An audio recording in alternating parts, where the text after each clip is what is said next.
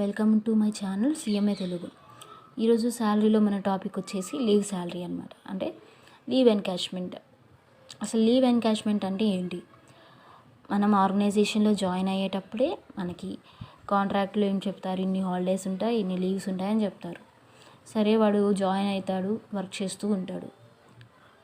So రేపు leave ఉందని వాడికి ముందే తెలుస్తుంది. కానీ లీవ్ ఎందుకు, నాకేముంది, అవసరం లేదని చెప్పి వాడు రెస్ట్ తీసుకోకుండా వాడు వెళ్ళి హార్డ్ వర్క్ చేస్తాడు. లీవ్లో కూడా వాడు హార్డ్ వర్క్ చేస్తాడు. సో హాలిడేస్ని యూటిలైజ్ చేసుకోకుండా వాడు వర్క్ చేసినందుకు వాడి బాస్ మెచ్చుకొని, వాడి ఎంప్లాయర్ మెచ్చుకొని వాడికి అమౌంట్ ఇస్తాడు. సో దాన్ని లీవ్ ఎన్కాష్మెంట్ అంటారు. అంటే సెలవు రోజు కూడా వాడు కష్టపడి వర్క్ చేయడం వల్ల వాడికి వచ్చిన అమౌంట్ అనమాట అది. అంటే ఇది మన శాలరీలో ఉండదు, కానీ వాడు వర్క్ చేయడం వల్ల మాత్రమే వచ్చింది. విడిగా డ్రెస్ తీసుకుంటే ఆ రోజు మనకి శాలరీ రాదనమాట. ఆ రోజు మనకి క్యాష్ అమౌంట్ ఇవ్వరు. ఇదనమాట లీవ్ శాలరీ అంటే మనకు లీవ్ ఉన్నా సరే మనం వర్క్ చేసి మనం కష్టపడి మనం ఆ రోజు మనీ ఎర్న్ చేసినట్టు అనమాట. సో లీవ్ ఎన్కాష్మెంట్ అంటే ఏంటంటే, as per service contract every employee allowed certain period of leave every year. ప్రతి ఇయర్ కూడా సర్టెన్ పీరియడ్ ఇస్తారు, కొంత టైం అనేది ఇస్తారు. ప్రతి ఇయర్ కూడా కొంత టైం ఇస్తారు వాడు హాలిడేకి, వాడి లీవ్కి. సో అలాంటి పీరియడ్ని కూడా వాడు యూటిలైజ్ చేసుకోకుండా వాడు వర్క్ చేయటం వల్ల వాడికి అమౌంట్ పే చేస్తారు క్యాష్ పరంగా. సో దాన్ని లీవ్ ఎన్కాష్మెంట్ అంటారు. సో నేను ఎందుకు ఈరోజు రెస్ట్ తీసుకోవాలి, నేను కష్టపడతాను, నాకు మనీ అవసరం ఉందని చెప్పి వాడు రెస్ట్ తీసుకోకుండా కష్టపడి ఆ రోజు మనీ ఎర్న్ చేస్తాడు. దాన్ని లీవ్ ఎన్కాష్మెంట్ అంటారు. Such leave may be availed by employee or encashed. So ఆ లీవ్ యూస్ చేసుకొని, హాలిడే యూస్ చేసుకొని వాడు రెస్ట్ తీసుకోవచ్చు, ఎంజాయ్ చేయొచ్చు, ఏమైనా చేయొచ్చు. అలా కాకుండా వాడు ఎన్కాష్డ్ అంటే ఆ లీవ్లో కూడా వాడు వర్క్ చేసి అమౌంట్ ఎర్న్ చేస్తాడనమాట, సంపాదిస్తాడు. ఆ లీవ్లో కూడా కష్టపడి సంపాదిస్తాడు. So when an employee receives an amount for waiving leave lying to his credit, వాడికి ఏదైతే లీవ్ ఉన్నా, హాలిడే ఉన్నా వాడు యూటిలైజ్ చేసుకోకుండా ఆ రోజు కూడా వాడు వర్క్ చేసి ఏ అమౌంట్ అయితే రిసీవ్ చేసుకుంటాడు దాన్ని లీవ్ శాలరీ ఎన్కాష్మెంట్ అంటారు. Such amount is known as leave salary encashment. So ఈ ఇయర్లో వాడు లీవ్స్ ఉన్నాయి కదా అని చెప్పి ఇయర్లో వాడు హాలిడేలో రెస్ట్ తీసుకోకుండా ఇయర్లో వర్క్ చేశాడు అండ్ రిటైర్ అవ్వక ముందే డ్యూరింగ్ కంటిన్యూయేషన్ ఆఫ్ సర్వీస్ ఆ లీవ్ ఎన్కాష్మెంట్ ఏదైతే వాడు ఎర్న్ చేశాడో, వాడు లీవ్లో కూడా వాడు వర్క్ చేసి ఏదైతే సంపాదించాడో అది వాడు ముందుగానే రిటైర్ అవ్వక ముందే రిసీవ్ చేసుకున్నాడు. అలాంటి సిచ్యువేషన్లో లీవ్ శాలరీ ఎన్కాష్మెంట్ అనేది ఎలా క్యాలిక్యులేట్ చేస్తాం. అలా కాకుండా వాడు ప్రతి లీవ్లో వర్క్ చేసి ఆ వచ్చిందంతా యూజ్ చేసుకోకుండా రిటైర్ అయిన తర్వాత తీసుకున్నామని అలానే అట్టిపెట్టాడు, అప్పుడు ఎలా క్యాలిక్యులేట్ చేస్తాం. అలా కాకుండా leave salary encashment paid to legal hairs అంటే వాడు కష్టపడి వర్క్ చేశాడు, హాలిడే రోజు కూడా వర్క్ చేశాడు, కానీ రిటైర్ అయిన తర్వాత తీసుకుందాం అనుకున్నాడు, కానీ ఈలోపే వాడు చనిపోయాడు. సో వాడు ఎలాగో కష్టపడి వర్క్ చేశాడు కదా, దాన్ని ఎందుకు వేస్ట్ చేయడం అని చెప్పి వాడు ఫ్యామిలీ మెంబర్స్కి ఇస్తాడు ఆ లీవ్ శాలరీ ఎన్కాష్మెంట్ అనేది. అప్పుడు ఏంటి సిచ్యువేషన్ అనేది ఇక్కడ. సో లీవ్ శాలరీలో కూడా గ్రాట్యుటీ లాగే 3 టైప్స్ ఉంటాయి. వాడు రిటైర్ అవ్వక ముందు తీసుకుంటే డ్యూరింగ్ కంటిన్యూషన్ ఆఫ్ సర్వీస్ అంట. అలా కాకుండా రిటైర్ అయిన తర్వాత తీసుకుంటే లీవ్ శాలరీ ఎన్కాష్మెంట్ అనేది. ఇంకా అలా పెయిడ్ టు లీగల్ హెయిర్స్ అంటే. నెక్స్ట్ రిటైర్ అయిన తర్వాత గవర్నమెంట్ ఎంప్లాయీ రిటైర్ అయితే ఎలా ఉంటుంది, అలా కాకుండా ప్రైవేట్ ఎంప్లాయీ రిటైర్ అయితే ఎలా ఉంటుంది అనేది ఈరోజు టాపిక్ అనమాట. So keep watching. సో ఇక్కడ కేసు ఏ అంటే వాడు రిటైర్ అవ్వకముందే వాడు తీసుకుంటున్నాడు leave salary. So salary receive during continuation of service. వాడు ఇంకా సర్వీస్లో ఉండగానే రిటైర్ అవ్వకుండానే వాడు లీవ్ శాలరీ ఏదైతే వాడు యూటిలైజ్ చేసుకోకుండా వర్క్ చేశాడు, హాలిడే యూటిలైజ్ చేసుకుండా వర్క్ చేశాడో ఆ అమౌంట్ వాడు తీసుకుంటున్నాడు రిటైర్ అవ్వకముందే. ఇది ఏ సెక్షన్ అంటే సెక్షన్ 17 క్లాస్ 5A. సో అది ఫుల్గా ట్యాక్సిబుల్ అవుతుంది. గవర్నమెంట్ ఎంప్లాయీకైనా ఫుల్గా ట్యాక్సిబుల్ అవుతుంది, ప్రైవేట్ ఎంప్లాయీకైనా ఫుల్గా ట్యాక్సిబుల్ అవుతుంది, ఎందుకంటే వాడు రిటైర్ అవ్వలేదు. Leave salary received during continuation of service means before retirement it self employee taking leave encashment. So ఏదైతే లీవ్లో కూడా వర్క్ చేసి వాడు సంపాదించాడో అది వాడు రిటైర్ అవ్వకముందే వాడు తీసేసుకుంటున్నాడు కంపెనీ నుంచి. అలాంటి అమౌంట్ అనేది ఫుల్గా ట్యాక్సిబుల్ అవుతుంది. గవర్నమెంట్ ఎంప్లాయీకైనా ట్యాక్సిబుల్ అవుతుంది, నాన్ గవర్నమెంట్ ఎంప్లాయీకైనా ట్యాక్సిబుల్ అవుతుంది. ఇది case A. Next case B. Case B ఏంటంటే రిటైర్ అయ్యాడు కానీ గవర్నమెంట్ ఎంప్లాయీ అయితే ఎలాగా, నాన్ గవర్నమెంట్ ఎంప్లాయీ అయితే ఎలాగా. Salary received by government employee on termination of service. So ఇక్కడ గవర్నమెంట్ ఎంప్లాయీస్కి అందరికీ బెనిఫిటే, ఎందుకంటే రిటైర్ అయిన తర్వాత తీసుకున్నాడు, అది ఒక్కటే చూసుకోవాలి. గవర్నమెంట్ ఎంప్లాయీయా కాదా అది ఒకటి చూసుకోవాలి, ఆ రెండు చూసుకోవాలి. సో ఇక్కడ ఏంటంటే రిటైర్ అయిన తర్వాత తీసుకుంటున్నాడు, ఎవరు గవర్నమెంట్ ఎంప్లాయీ తీసుకున్నాడు. మనం జనరల్గా అందరికీ చెప్తాం కదా, అందరికీ చెప్పేది ఇదే కదా, గవర్నమెంట్ ఎంప్లాయీస్కి ఎప్పుడు బెనిఫిట్ ఉంటుంది అదే కదా. సో ఏంటి ఇక్కడ ఫుల్గా ఎగ్జామ్షన్ వస్తుంది, వాడికి 10 లక్షలు కాదు 20 లక్షలు కాదు ఎంతైనా రిసీవ్ చేసుకోండి, మొత్తం ఎగ్జామ్టే, దాని మీద కొంచెం 1 రూపీ కూడా ట్యాక్స్ పే చేయాల్సిన అవసరం లేదు. So leave salary received by central government or state government employee, అంటే సెంట్రల్ గవర్నమెంట్లో వర్క్ చేసే ఎంప్లాయీ అయినా ఉండొచ్చు, స్టేట్ గవర్నమెంట్లో వర్క్ చేసే ఎంప్లాయీ అయినా ఉండొచ్చు, గవర్నమెంట్ ఎంప్లాయీ అయితే చాలు, వాడికి బెనిఫిటే. So full exempt under section 10AA sub clause I. So ఈ సెక్షన్ కింద ఫుల్గా ఎగ్జామ్షన్ అనమాట, వాడికి ట్యాక్స్ పే చేయాల్సిన అవసరమే లేదు. Leave salary received by government employee on termination of service fully exempt. కాకపోతే ఇక్కడ గవర్నమెంట్ ఎంప్లాయీలో లోకల్ అథారిటీ ఇంక్లూడ్ అవ్వదు, స్టాట్యుటరీ కార్పొరేషన్ ఇంక్లూడ్ అవ్వదు. చూడండి tax point, government employee does not include employee of local authority or public sector undertaking or foreign government employee. ఇక్కడ ఏం చెప్తున్నారు, ఇక్కడ సెంట్రల్ గవర్నమెంట్ స్టేట్ గవర్నమెంట్ మాత్రమే, గ్రాట్యుటీ అయితే లోకల్ అథారిటీ వస్తుంది, ఇక్కడైతే సెంట్రల్ గవర్నమెంట్ స్టేట్ గవర్నమెంట్ మాత్రమే ఈ లీవ్ శాలరీ ఎన్కాష్మెంట్లో ఉంటారు. Next government employee does not include employee of local authority or a public sector undertaking or foreign government. Foreign government employee అంటే ఇండియాలో బెనిఫిట్ ఇవ్వమంటే ఇస్తారా, ఇయ్యరు. And public sector undertaking, local authority, వీటిల్లో వర్క్ చేస్తున్న మేము గవర్నమెంట్ ఎంప్లాయీ అన్నా కానీ వాళ్ళకి ఎగ్జామ్షన్ ఇయ్యరు, వీళ్ళకి ట్యాక్సిబుల్ చేస్తారు. కానీ only central government and state government employees leave salary కనుక రిటైర్మెంట్ తర్వాత తీసుకుంటే వాళ్ళకి exempt, fully exempt under section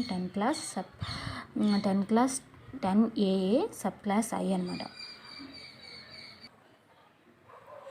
and next వచ్చేసి కేసీలో కూడా ఏంటి రిటైర్ అయిన తర్వాతే తీసుకుంటున్నాడు, కాకపోతే ప్రైవేట్ ఎంప్లాయీ తీసుకుంటున్నాడు, ఇందాకేమో రిటైర్ అయిన తర్వాత గవర్నమెంట్ ఎంప్లాయీ తీసుకున్నాడు.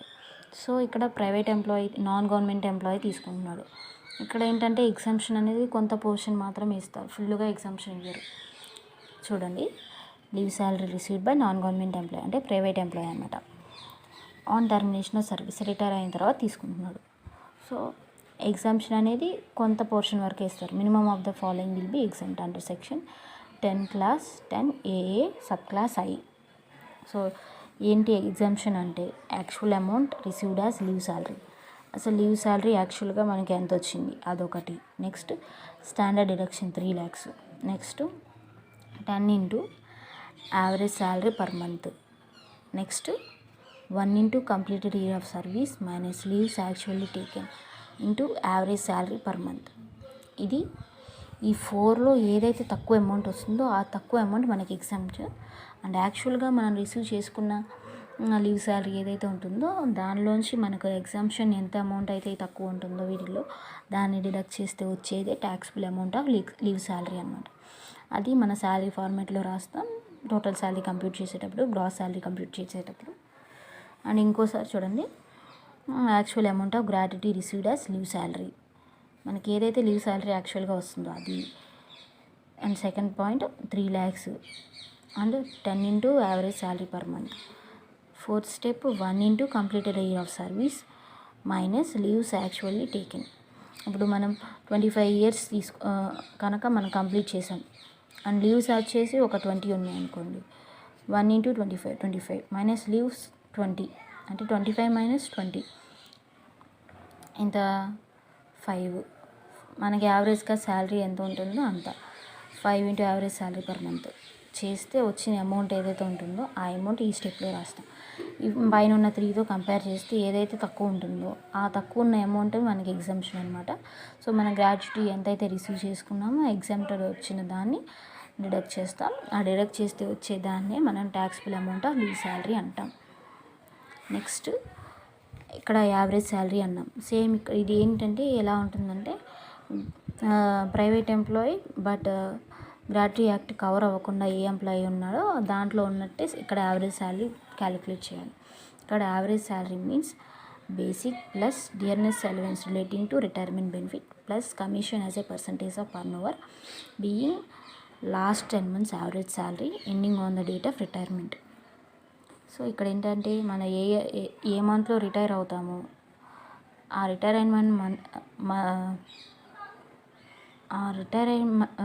అయిన మంత్కి ముందున్న 10 months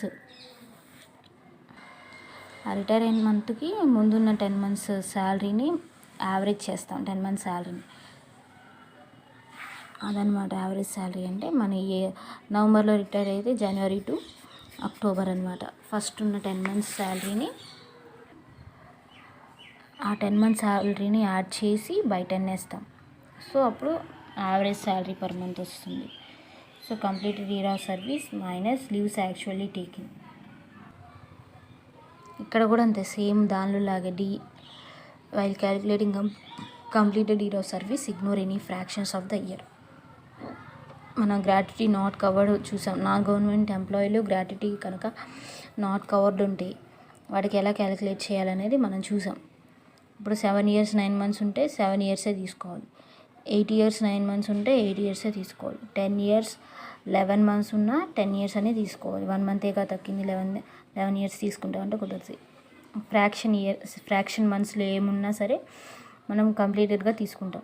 completed year of service means ignore any fractions of the year.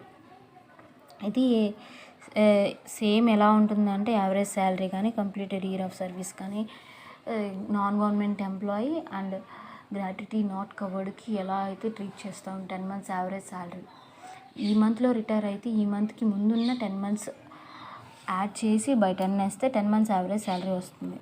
ఆ 10 months యావరేజ్ శాలరీని మన యావరేజ్ శాలరీ పర్ మంత్ అన్నీ తీసుకుంటాం. Next and if DNS allowance is not forming part of retirement benefit it shall not be included in salary. అంటే ఇందాకే చెప్పాం ఇక్కడ ఏంటి DA relating to retirement benefit అయితే మాత్రమే బేసిక్ శాలరీలో యాడ్ చేస్తాం. అలా కాకుండా నార్మల్ డిఏ అని ఇచ్చారు, లేకుంటే డిఏ ఇచ్చి not relating to retirement benefit అన్నారు. అది రిటైర్మెంట్ బెనిఫిట్కి సంబంధించింది కాదని చెప్పారు. సో మనం బేసిక్ శాలరీకి యాడ్ చేయము, విడిగా సపరేట్గా డిఎన్ఎస్ అలవెన్స్ అనేది ట్యాక్సిబుల్ చేస్తాం. అంతేగాని ఇక్కడ లీవ్ శాలరీలో యావరేజ్ శాలరీ కంప్యూట్ చేసేటప్పుడు బేసిక్ శాలరీకి డిఎన్ఎస్ అలవెన్స్ యాడ్ చేయం. అదనమాట ఈరోజు లీవ్ శాలరీ అనేది. డ్యూరింగ్ కంటిన్యూషన్ ఆఫ్ సర్వీస్ అనుకోండి, గవర్నమెంట్ ఎంప్లాయీ అయినా నాన్ గవర్నమెంట్ ఎంప్లాయీ అయినా ఫుల్గా ట్యాక్స్ చేస్తాం. అలా కాకుండా గవర్నమెంట్ ఎంప్లాయీ అనుకోండి, ఎంత అమౌంట్ అయినా రాని రిటైర్ అయిన తర్వాత వచ్చింది, సో గవర్నమెంట్ ఎంప్లాయీ రిటైర్ అయిన తర్వాత వచ్చింది ఫుల్గా ఎగ్జామ్షన్ ఇస్తాం, అసలు ట్యాక్స్ చేయాల్సిన అవసరమే లేదు. అండ్ వీళ్ళకి ఏంటంటే ఏ గవర్నమెంట్ ఎంప్లాయీ అయి ఉండాలంటే సెంట్రల్ గవర్నమెంట్ ఇంకా స్టేట్ గవర్నమెంట్ ఎంప్లాయీ మాత్రమే అయి ఉండాలి, ఇంకా వేరే ఏ గవర్నమెంట్ అవ్వడానికి వీల్లేదు. ఇంకా అదర్ ఎంప్లాయీస్కి ఎలా క్యాలిక్యులేట్ చేయాలని ఇప్పుడే చూసాం. Actual amount of gratuity received 3 lakhs, 10 into salary per month, ఇంకా 1 into completed year of service minus leaves actually taken into average salary per month. వాటిలో ఏదైతే తక్కువ వస్తుందో అది ఎగ్జామ్షన్ అనమాట. ఆ కేసు ఇందాక చూసాను. Next leave salary pay to legal heir అంటే ఇక్కడ ఏంటి, ఎంప్లాయీ చనిపోతే వాడికి ఉన్న లీవ్ శాలరీ అమౌంట్ అంతా వాడి ఫ్యామిలీ మెంబర్స్కి ఇచ్చారు లీగల్ హెయిర్స్, లేకపోతే వాడి వైఫ్కి ఇచ్చారు విడో. అలాంటి సిచ్యువేషన్లో ఎగ్జామ్ట్ నాట్ ట్యాక్సిబుల్ అనమాట. సో ఈ సిచ్యువేషన్లో ఏంటంటే పే టు లీగల్ హెయిర్ అంటే వాడు చనిపోయినప్పుడు మాత్రం లీగల్ హెయిర్కి ఇస్తారు. ఎంప్లాయీ చనిపోతే వాళ్ళ లీగల్ హెయిర్స్కి వాడి లీవ్ శాలరీ అమౌంట్ ఏదైతే ఉంటుందో అది ఇచ్చారు. ఎగ్జామ్ట్ ఫుల్లీ ఎగ్జామ్ట్ అంటే నాట్ ట్యాక్సిబుల్, ట్యాక్స్ పే చేయాల్సిన అవసరం లేదు. ఇక్కడ కంటిన్యూషన్ ఆఫ్ సర్వీస్లో అయితే ఫుల్గా ట్యాక్స్ పే చేయాలి. గవర్నమెంట్ ఎంప్లాయీ అంటే రిటైర్ అవ్వకముందే తీసుకుంటున్నాడు కాబట్టి ఫుల్గా ట్యాక్స్ పే చేయాలి. అండ్ రిటైర్ అయిన తర్వాత గవర్నమెంట్ ఎంప్లాయీ తీసుకుంటే ఫుల్గా ఎగ్జామ్ట్, ఆ ట్యాక్స్ పే చేయాల్సిన అవసరం లేదు. అలా కాకుండా రిటైర్ అయిన తర్వాత తీసుకున్నాడు, కాకపోతే ప్రైవేట్ ఎంప్లాయీ తీసుకున్నాడు. సో వాడు మాత్రం ఈ 4 స్టెప్స్ చూసుకొని ఏదైతే తక్కువ వస్తుందో దాన్ని ఎగ్జామ్షన్గా తీసుకొని ఎంత రిసీవ్ చేసుకున్నారో ఆ ఎగ్జామ్షన్ లెస్ చేయాలి. సో అదే అనమాట గ్రాట్యుటీ ఇంకా లీవ్ శాలరీ గురించి. నెక్స్ట్ టాపిక్లో మనం పెన్షన్ గురించి డిస్కస్ చేద్దాం. And thanks for watching. Please like, share, subscribe to my channel and support my channel. And thanks for watching. Please like, share, subscribe to my channel CMA Telugu.